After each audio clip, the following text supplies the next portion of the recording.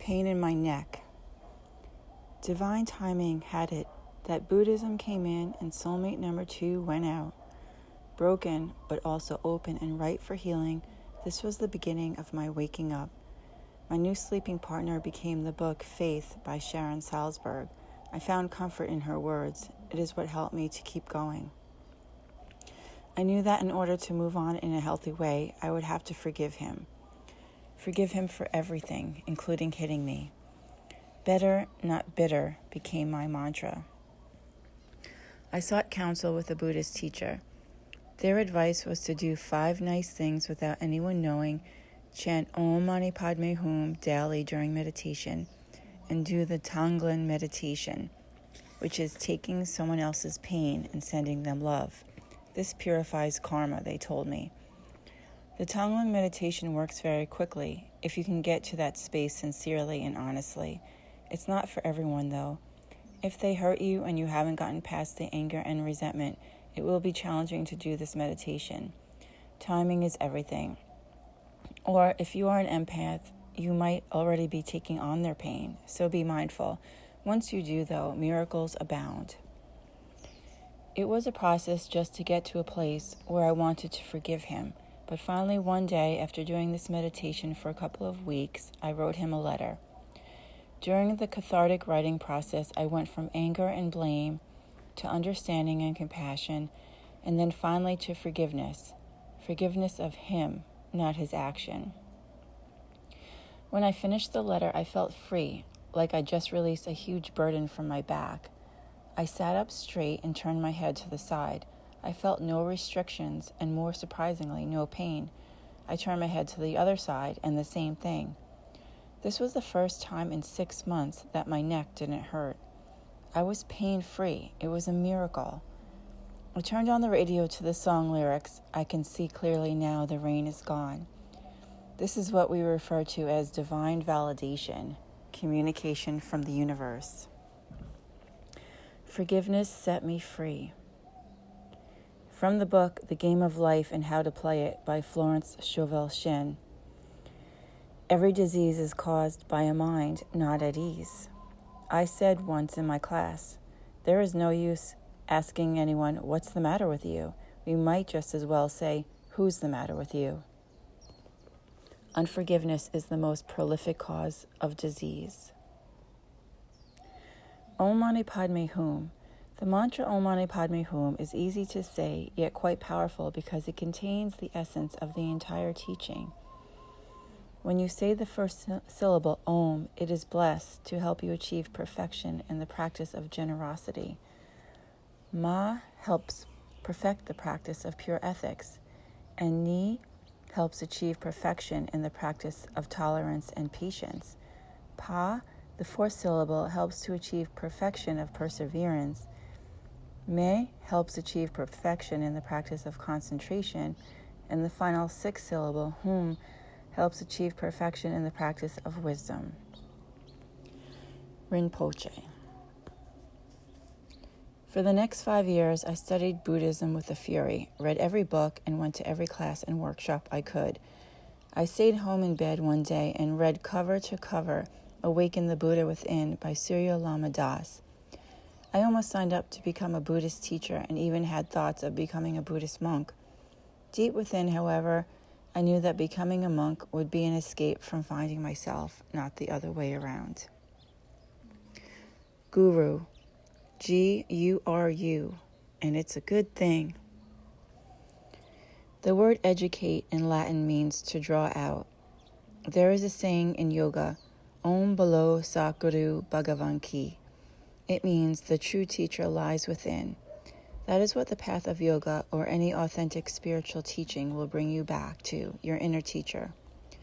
Our personal truth, which is our unique self-expression, will only be found once we investigate and discover it within the deepest recesses of our being.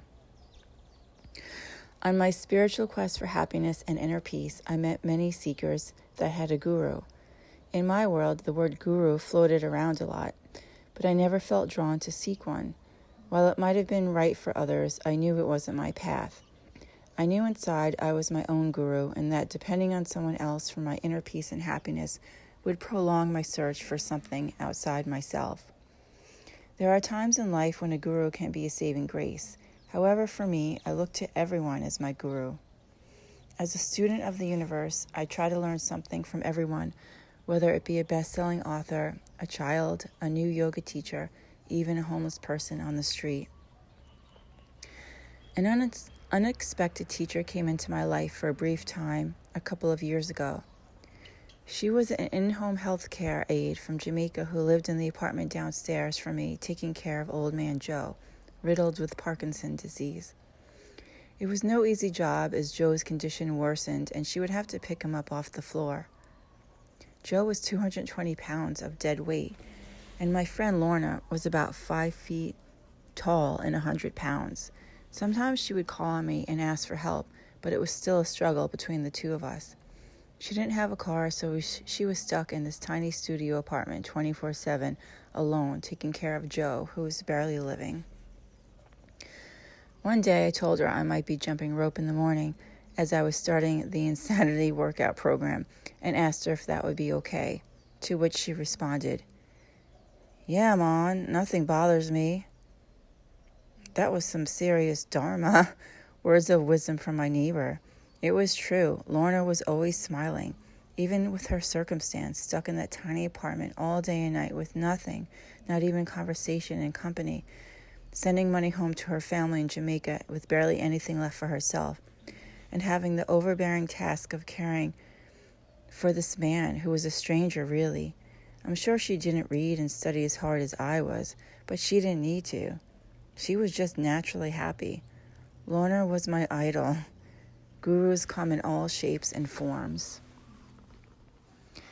As a serious student of life, I am open to learn from everyone, including and especially Mother Nature. From Return of the Bird Tribes by Ken Carey. In every moment, the Great Spirit communicates to all creatures everything they need to know. Through 10,000 billion agents, angels, elementals, animal, vegetable, and mineral, through the vast and subtle network of living design beyond the weather, before the wind, the truth is ever being transmitted into this world of form. It is up to each one of us to sense how that truth translates to him or her in each moment of the day. And this is as true for humans as it is for any other creature. The process is not complex. The sensing and translating is not done with the mind. It is an automatic process that occurs spontaneously below the level of thought, when judgment subsides and allows perception to simply be. A natural process that takes place effortlessly when your mind relaxes its cultural interpretations and trusts you to experience the natural clarity that is always present when you are present. Petty Tyrant. Thanks to Buddhism and Gentagden, when I changed my perspective of my daughter from an annoying, defiant pain in my butt to my teacher, things started to shift for us. It turned out that I didn't really need to go anywhere to become enlightened. After dragging her to Buddhism classes and meditation classes, which she barely tolerated, I realized that it was me that needed the teaching, not her after all. In Carlos Castaneda's book, The Fire from Within, the character Don Juan exhorts that one that has a petty tyrant is lucky. If one does not have a petty tyrant to begin with, one must go seek one out. This was a new concept for me, perceiving annoying people as my teachers. My child as my teacher was a much different vibe and energy from my perceived need to control her. My ego calmed down and our communication improved. She felt my energy shift as I treated her with respect. I started to really listen and honor and validate her feelings. Children are more sensitive to energy when they haven't been burned and numbed by the world and still have their intuition intact. My daughter could sense the slightest bit of hypocrisy, which unfortunately was rampant in traditional schooling. Almost every year, Ayana had a problem with her teacher, and she would end up being transferred to another classroom. One time that sticks out in my mind, I was called down to school because she didn't just run out of the classroom, but out of the school building. Something or someone set her off. After they retrieved her, the teacher and class were evacuated, and there she was, sitting face to face with the principal. I walked in. He threw his hands in the air and said, "I don't know what to do with her. She won't listen. I give up. She's all yours," and walked out. It was a sight to see, my 8-year-old unconventional daughter going head-to-head with the principal who lost the battle.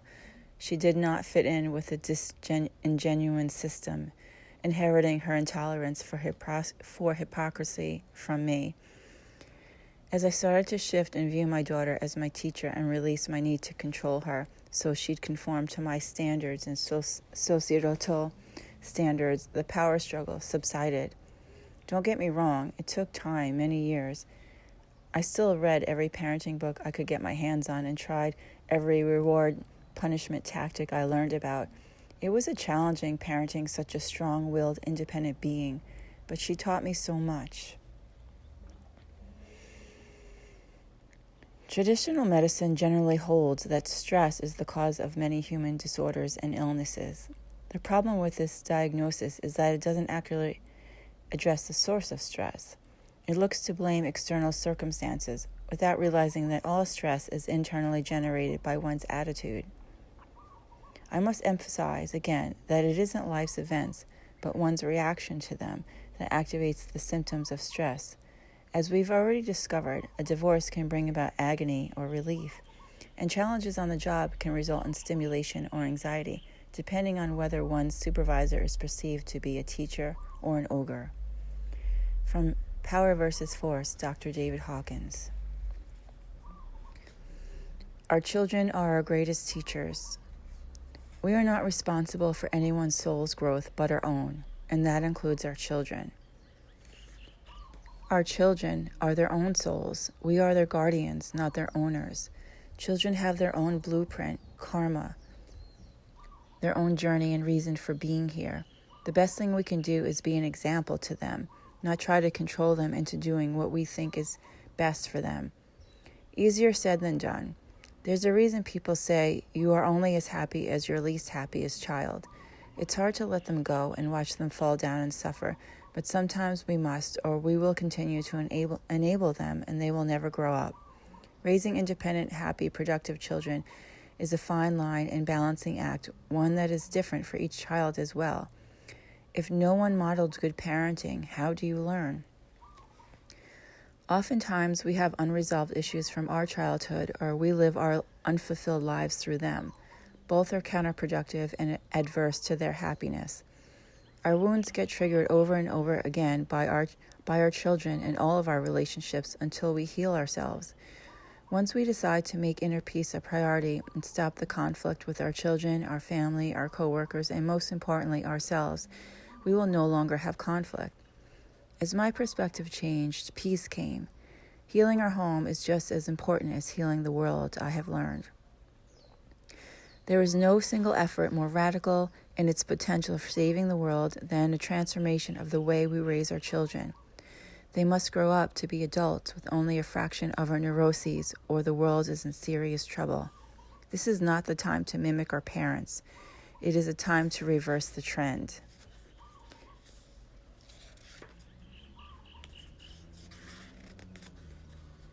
We have a chance to rewrite history, to parent them as we wish we had been parented, and thus does our own reparenting occur.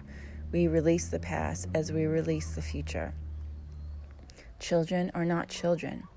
They are just younger people. We have the same soul at 60 that we had at 40, and the same soul at 25 that we had when we were 5. If anything, children are wiser. They know much more than we do and have at least as much to teach us as we have to teach them. How dare we try to fit them into our boxes and make them play by our rules, which are so very, very stupid. How dare we tell them anything when we live in a world so obviously backward. And how ungrateful and irreverent we are to listen so little and watch so casually when angels themselves have moved into the house.